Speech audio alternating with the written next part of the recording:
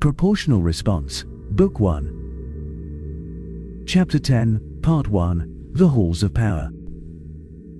If, and I really do mean if, I get out of this room alive, I am going directly to my private room, firing up that special computer that Her Majesty gave me, and directly tendering my resignation. No, scratch that.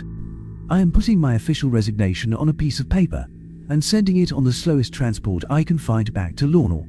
While I take the first Imperial vessel I can find off this world, I don't care if it is a luxury liner or a garbage scow. I will go wherever that transport takes me with whatever money I can scrape together before I board, and disappear. Enable looked down the table at Runda, the massive Kothro ambassador, and marveled at his calm. Does not that idiot understand the peril we are in? I mean, I like Henry. I even trust him. But I've never seen him in a state like this.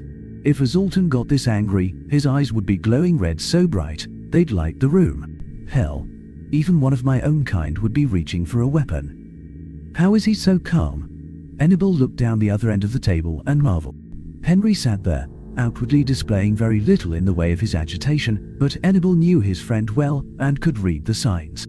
All that tension in nearly every muscle, a little tremor of his hand here, a narrowing of the eyes there. I've seen him angry before, a time or two, but never like this. I can smell it coming off him in waves. How does that bovine blowhard not sense it? Enable swallowed bile and kept his trembling hands beneath the table as the Kothro ambassador continued to bloviate. You must understand, Ambassador, that the Galshan congregation does not take this action lightly, nor is it a course of action we consider desirable. However, given humanity's recent actions and their constant opposition to the leadership of the League, we have decided that continuing on this joint mining venture would not be appropriate at this time. The key phrase here is, of course, at this time, Ambassador. It is our hope that, in the future, this venture can be revisited, which is why we propose that the project be simply halted and everything that is there now be left in place. The world is ideal for this solution, and the equipment should suffer little degradation over time. We of the congregation simply do not feel that antagonizing the rightful leaders of the League. Henry finally snapped at that. Venable resisted the urge to dive under the table as Henry brought his hand down hard enough that he felt it in the floor, then jumped to his feet and leaned on the table. Enough, Runda. So help me, if I have to listen for one more moment to you going on about the Zoltans being the... You know what, never mind. I should expect no less from your kind and your herd mentality. Enable gasped. That is one of the most impolitic things I've ever heard him say. The Kothro, for all they orient themselves around their community and celebrate that fact, do prize their individuality, and they abhor the term herd. He looked down the table and saw that the Galshan ambassador had finally realized he sat in a room with a truly furious human. He saw the insult register in the man, but the spark of anger was deflected by the obvious fear Runda now felt. Henry stopped, and Enable could visibly see the man pull himself together before he spoke again. You can both calm down. You are in no danger. I am a human, you two racist oafs. I do not go flying into a violent rage just because I am angry, unlike, well, others. His voice switched again, and came out hard. That said, you can also both leave. He turned to spear the Kothro with a frightening look. You obviously came here to deliver a message, not to negotiate. Fine. Now, you can take this message back to your people. The human race has invested considerable resources in terms of time, money, manpower, and equipment. The people we have at the mining site will be shutting the project down, and that includes removing all of the equipment which originated with us. We will leave the structural elements in place. The raw materials are not worth the cost to haul them back, but we will be taking our gear. If you don't like that, you are welcome to file a formal protest. If you block our people from taking the equipment, then the Galshan congregation will be presented with a bill for all of the equipment, manpower, and treasure that the Human Confederation has spent on this project, and you will be faced with a 20% tariff on all goods going into or out of our space until that bill is paid in full. Enable stifled a gasp. Such a measure should go through the League Council. It wasn't a legal requirement, granted, but was considered the right and proper way to do things. One of the primary purposes of the League was to settle disputes, and this certainly qualified. For humans to take such unilateral action in response, of course, the same could be said for just backing out of such a major undertaking as this mining project. Something that was supposed to provide wealth to both nations for generations, especially on such flimsy moral grounds. Anger built in Enable's hands. The Kothro had asked the vendor to mitigate a dispute, but there was no dispute here. They just wanted a witness and an outside recording. He blinked in surprise and realized that Henry had been playing to the camera with his insults. I am sitting here fearing for my life at his fury, and he is making outside political moves with it. I can't decide if I am angry at him or feeling foolish. If he has the presence of mind to pull that off unplanned, I've been in no danger. His idle speculation of resignation turned into resolve. This is too much. The council is supposed to be a nice, easy posting. Nothing dangerous has happened here in generation. In just the last few weeks, however, I have had to face down Zoltan rioters, guns of the League Guard, and now a furious human. I'm done. With that decision made, he stood. He didn't even try to keep the irritation out of his voice as he gave Runda his best side-eye. Very well. It seems these proceedings have concluded, and I can be of no further assistance.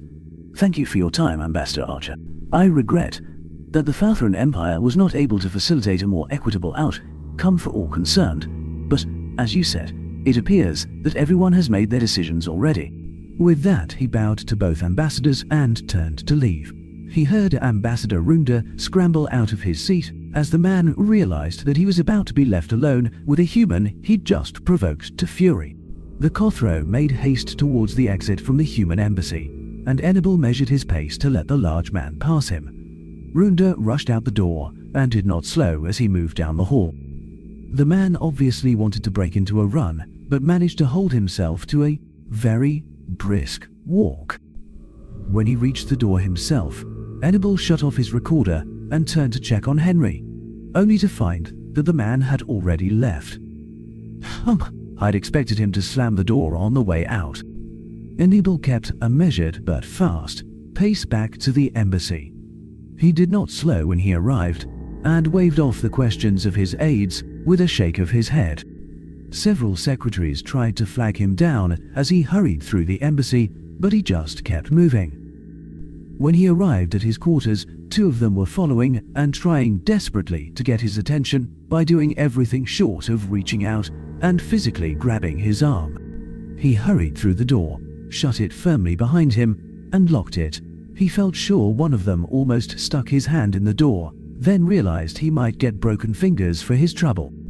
He rushed to his bed, throwing off his ambassadorial robes, sprawled across the mattress, curled into a ball, and lay there motionless for a while. He'd felt the panic coming on even back in the human embassy, and it had taken all of his will to stave it off. Stupid evolutionary freeze response. I'm just glad Henry didn't try to shake my hand on the way out. I'm afraid even that touch might have pushed me into a run response. It is so easy to forget, as affable and kind as Henry is, what humans are capable of if they decide to be. I've also never seen him on the edge of his temper like that.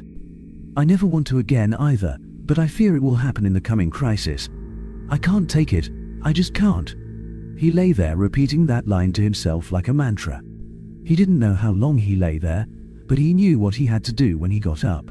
He went over to his desk and started typing out his letter of resignation. He expected the heavy feeling which he drug across the carpet to his desk to intensify as he wrote. But with each word, he felt like a tiny bit of extra weight dropped off. By the time he hit the third, and last, paragraph, he almost felt giddy. He began to put in conciliatory gestures, offering to stay on for a while and get his replacement settled into place. Then the screen went blank, and a single cursor appeared at the top of the screen. Shit! He stared in horror at the corner of his normal work laptop, just visible behind the one he'd been using. He'd been consulting with Her Majesty about the negotiations and hurried out of the room so fast that he didn't think to change them out. Now, words appeared on the screen. I'm sorry, Enable, but no. Shit. He began to type furiously, but other words quickly interrupted his. No, Hannibal, I can't accept your resignation right now.